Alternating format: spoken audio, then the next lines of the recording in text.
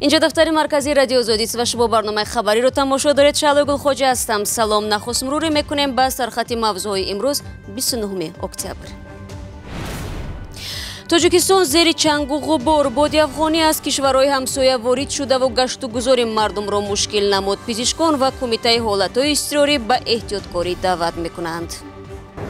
جوهر دارم از همین حساب من همه وقت در باد هوای همین خیلی من دیگه نفس میشم، نفس گیریم دشوار میشه. از فرودگاه به هوا خست و ناپدید شد. سقوط یک هواپیما با 188 مسافر در آبهای اندونزیا. عملیات جستجویی ادامه دارد. ابزارهای صدایی به کار میبریم و سپس غواصان را میفرستیم تا جای قوطی سیاه را معلوم و آن را پیدا کنیم. و از یگانه منبع درآمدش محروم شد. زنی که با اروبکشی زندگی 4 فرزندش را پیش میبرد حالا خیابانی و دستنگر شده است. یگان چیز ندارم. من فقط با طلبیدن و بچه کده روز گذشتن نمیشه. من با طلبم عرب خرم. دو روز به این سو در تاجیکستان چنگ باد چرخ میزند. به گفته مقامات مرکزی هواشناسی باد افغانی تا چند ساعت دیگر ادامه خواهد داشت و به دنبال آن هوای تغییر یابنده پیشگویی می شود. طی سالهای اخیر چنین چنگ بادها پیوسته به مشاهده رسیدند که اثرات نامطلوب هم در پی داشته است. پزشکان توصیه میدهند که در این شب و روز ساکنان از نقاب طبی استفاده نمایند. برای یوسفی خیابان‌های غبارآلود شهر دوشنبه را به نوار گرفت. ҳавои ғуборолуда ва хокбориш ки тақрибан тамоми тоҷикистонро фаро гирифта аст ҳоли гирифторони бемориҳои роҳҳои нафасро бад кардааст. نفس از حسابی که من زاب دارم، جوهر دارم، از همین حساب من همه وقت در باد هوای همین خیلی من دیگه نفس میشم، نفس گیریم دشوار میشه. هر ویروسی که در همین هوای کرد و چنگ هستند، این ویروس ها که با ارگانیسم داخل شدن بسیار کسری های که سیرایتی را با وجود میارند. ساکنان مجبورند در یک روز چند بار خانه و اشیاهای خانه را پاک کنند. برخی ساکنان بلندمنزل‌ها که خانه‌هایشان باتریه‌های گرم‌دهی دارد شکایت دارند که با علت خاکبارش تیره‌هایشان را کشودن نمی‌توانند و منزل‌هایشان گرم و نفسگیر شده است. همه تو درون خانه را چنگ می‌دروه، همه پر چنگ پاک می‌شود. حال نمی‌شویم با سحر می‌بینی یگان گر به شوشگی مانند است. راننده‌هایی که در خیابان‌های شهر حرکت می‌کنند می‌گویند خاکبارش 2 روز اخیر کاری آنها را هم مشکل کرده است. از ترس جزا نگرفتن برای ماشین افلос از حرکت در کوچه‌های مرکزی خودداری می‌کنند. هم باور کنین ایدینا 4-5 مرتبه ماشین رو شوشتیم. ماشین غش باشه با نمیلیسو میقپن هم میتیان. تو درونای ماشین شوشته استیم نمیم تریزه پس میکنیم چنگ خوک هم ما درونای ماشین دا جزیر میشوه. هواشناسانی تاجیک میگویند بادی خشک و آلوده به گرد و غبار که از شمال افغانستان و ازبکستان و ترکمنستان به تاجیکستان وارد شده است سبب خاکبارش گردیده و چنین وضع تا شام 29 اکتبر ادامه میکند. بعد از امروز ممکن است باران بارد و خاک و گردی چهره دوشنبه و دیگر منطقه‌های تاجیکستان را بشوید. رو می‌آوریم به موضوع دیگر. در آبهای اندونزیا جستجوی پره‌های هواپیمای سقوط کرده جریان دارد. مسافربری شرکت لاین ایر همگی بعد از چند دقیقه بلند شدن از فرودگاه ناپدید گشت. سرنوشت ده‌ها سرنشین آن تا به حال ناروشن است. طایر سفر موضوع را ادامه می‌دهد. هواپیمای مسافربری بوینگ 737 با 180 مسافر روز دوشنبه اندکی دورتر از جزیره یاوا سقوط کرد. هواپیما از جاکارتا به شهر پانکالپینانگ در جزیره سوماترا پرواز میکرد و بعد از 13 دقیقه از رادارها ناپدید شد. رئیس اداره امنیتی پروازهای اندونزیا گفت پره‌های هواپیما را در بحر یاوا پیدا کردند. در محل فلاکت عملیات جستجو و نجات ادامه دارد.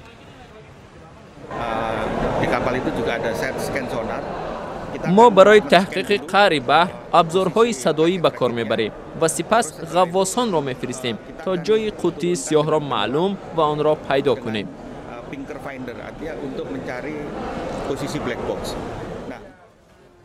خویشاوندان مسافران با امید گرفتن خبر درباره عزیزانشان در فرودگاه جمع آمدند.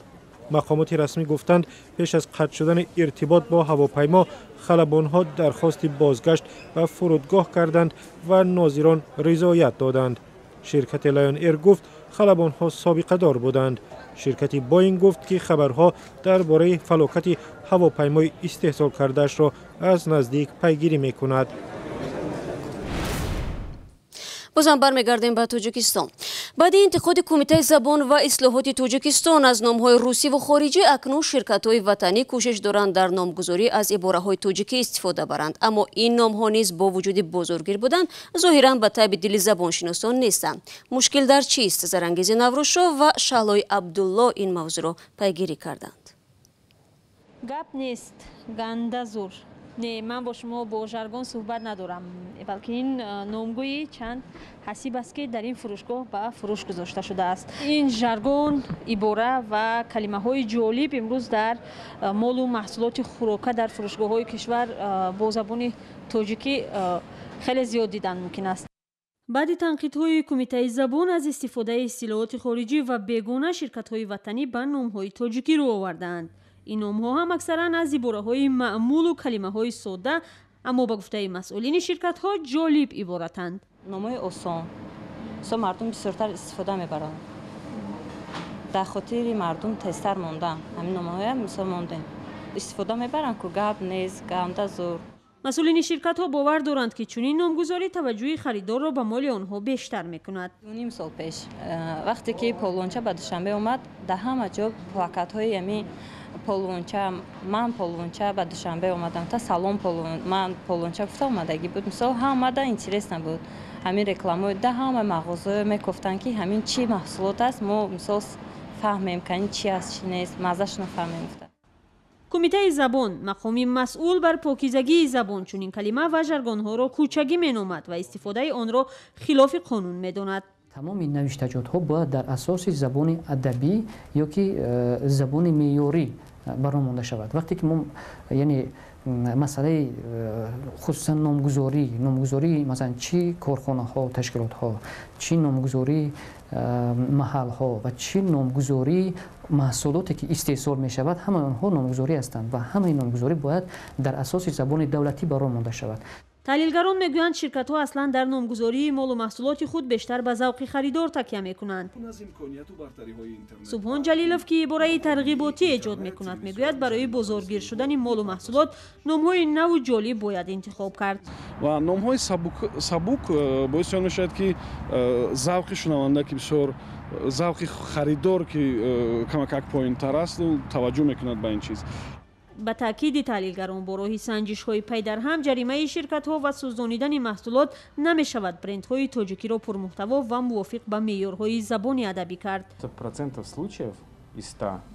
90% خریداران آن محصولات را انتخاب می‌کنند که الکی نامش برایشان آشنا است. پژوهش‌ها معین کردند که در 70% حالت‌ها شرکت‌ها محض با دلیل انتخاب نادرست نام برای محصولات مفلس شدند. 11% استفاده برندگان باشند از محصولاتی که بار اول نامش را می‌شنوند رو گرداندند. تهیه‌گران و آفرندگان مواد ترغیباتی و رکلاموی در تاجیکستان میگویند با آنکه جانبدار پاکیزگی زبان تاجیکی هستند، طلبات بیش از حد مخامات نباید مانع رشد بازار رکلام و تخیل و نوگانی در تبلیغات شود. شما برنامه خبری را مستقیما تماشا دارید. زنی که 3 ماه پیش در صحبت با رادیو آزادی گفته بود با مهنت وزنین اما حلال روزی فرزندانش را می‌یابد، اکنون طالبنده شده است. شهروند قزاقستان که 12 سال پیش به دنبال بخت به تاجیکستان آمده بود، مدت شبها را با 4 فرزندش در کوچه روز کرد. حالا نیز تقدیرش معین نیست، چون در نزدش انتخاب گذاشتند: یا به وطن تنها برمیگردد و یا با فرزندان میماند و در تاجیکستان آواره‌گردی میکند. المیرا از این دو راه کدامی را انتخاب کرد؟ از افسانه اخبار شما میشنویم. المیرا از دور دنیا یک عرابه داشت که رزقش را از آن میافت. آن را هم دزدیدند. اینجا یک ماه ماشین است که من عربه نکشتم، فقط میطلبم زندگی میگذارم که من میبرم. کار گفتم کار نیفتم، در اتوبوس گفتم که من چه بگیرم، میگه کاندکتر بگیرم، من کار کنم ایدم نشدیست، یکو جای نیفتیستم. المیرا شهروند قزاقستان است و اسنادش را گم کرده است. او از مقامات تاجیکستان خواسته بود برای تهیه حجت و رفتن او فرزندانش به قزاقستان کمک کند. جواب مقامات المیرا را دلسرد کرد. ما امرای گوده که ای تاجیکستان تواشتگی برای همین تاجیکستانی گفت نمانده رانست که تاجیکستان گفت تواشتگی. радиои озодӣ 3 моҳ қабл рӯзгори сахти ин занро нақл кард. он вақт ҳам илмира аз мушкили аснод, шароити сангини зиндагӣ ва надоштани ҷои зист қисса мекард. баъди нашри ин гузориш сафорати қазоқистон дар душанбе илмираро даъват карда гуфтааст омода аст барои интиқоли ӯву 4 фарзандаш ба қазоқистон кӯмак кунад. падараш ҳам ба суроғаш омад. падарам омад، بچه امکم اومد ای اومد ما یه قطعه گپ زدم اونجا رفتیم که گفت که گودکویا با اینترنت بسپاره خودت من جواب. تو آماده شدنی حجت و حل مشکلات حقوقیش المیرا مجبور است در تاجیکستان بماند. در حجره نیمساختی گوهربی فراش بازار زندگی میکند. یک هفته شد امی زنک در بازار خواب بود. کودکش خانه خوردگی گریست. بعد مفتم خیر رفتیم خونه ماده. ما یک خونه دارم خونم سازه. مایلی بیا بریم همونجا میستیم گفتم استالا ودا خو میکرد بیچاره یگان کس رش میداد خو میکرد نمیدادنش با ستککش میگرفت میگشت بزرگ با بزرگ. این زنی 33 ساله در چهارسوی زندگی درمانده است. از یک سو میخواهد به وطنش قزاقستان رود، از سوی دیگر نمیخواهد از فرزندانش جدا زندگی کند. من اینجا خانه ندارم، جای ندارم. یک خانه بیتی که خانه در زندگی کنم، یگان چیز ندارم. من فقط با طالبیدن و بچه کده روزگارشان نمیشه و من با طالب من عرب خرم و زندگی ما بارم. نگاه میاندازیم به افغانستان. خشکسالی در این کشور صدها هزار نفر را بخانمان کرده است. در این کشور جنگ زده در 2 سال اخیر با سبب نامساعد آمدن باد و هوا ساکنان مجبور شدند که مکان زیست را ترک کنند و به نزدیک شهرها بکوچند. گزارش بعدی ما در همین باره است. فیرار از دست بدترین خشکسالی در افغانستان. احمدی 40 ساله کشاورز و عائله‌اش کناره‌های شهر هرات را مانده اینجا آمدند. آنها از جمله 250,000 نفری هستند که به سبب خشکسالی در غرب افغانستان بیجا شدند. سال گذشته خشکسالی بود، امسال بدتر شد. کشت کردیم همه چیز سوخت. از طرف دیگر جنگ ها شدت گرفت. از بس که چیزی برای خوردن نداشتیم اینجا آمدیم. مناقشه های مداوم در افغانستان میلیون ها نفر را بیجا کرده است. تلفات در بین مردم امسال به حد رکوردی بالا رفت. اکنون نارسایی آب مصیبتی دیگر شده است. ما پروای جنگ در افغانستان نداشتیم چون قرن هاست ادامه دارد. ما با دهقانیمان خوشحال بودیم اما به سبب خشکسالی کودکانمان گوش نماندند و اینجا آمدیم. برف و باران کم و هوای خشک زمستان سال گذشته ساحه کشاورزی کمر اقتصادی افغانستان را شکست. در مقایسه به سال 2017 ما تقریبا 100% حاصل را از دست دادیم. سازمان ملل میگوید اکنون بیشتر از 1 میلیون نفر محتاج کمک‌های غذایی شدند. خشکسالی مصیبت دیگر است که به زندگی سخت مردم کشوری گرفتار جنگ و نزاع ضم شده است. این مردم برای زنده ماندن به کمک محتاجند. خشکسالی از یک طرف، از طرف دیگر ناامنی آینده افغان‌ها را در این سرزمین جنگ زدهشان نامعلوم کرده است. و گنرال فیضلو گادویف سردار پیشین ریاست مبارزه ضد مواد مخدر وزارت کارهای داخلی تاجیکستان هنوز تحت جستجوی بین‌المللی است. فیضلو گادویف بر اساس 5 ماده کدکس جنایی از جمله قاچاق مواد مخدر، پولشویی، سوء استفاده از منصب و رشوه‌گیری ایبدار و غایبانه به 28 سال زندان محکوم شده است. حکم او را دادگاه عالی تاجیکستان روز 15 اکتبر امسال صادر کرد. برای امروز برنامه خبر رو خلاصه میکنیم. اگر میخواید خبر گزارش‌های از این بیشتر رو پیدا نماید پس دعوت میکنیم که به وبسایت ما www.azadi.org بروید. صفحه های ما در شبکه‌های اجتماعی برای شما عزیزان است.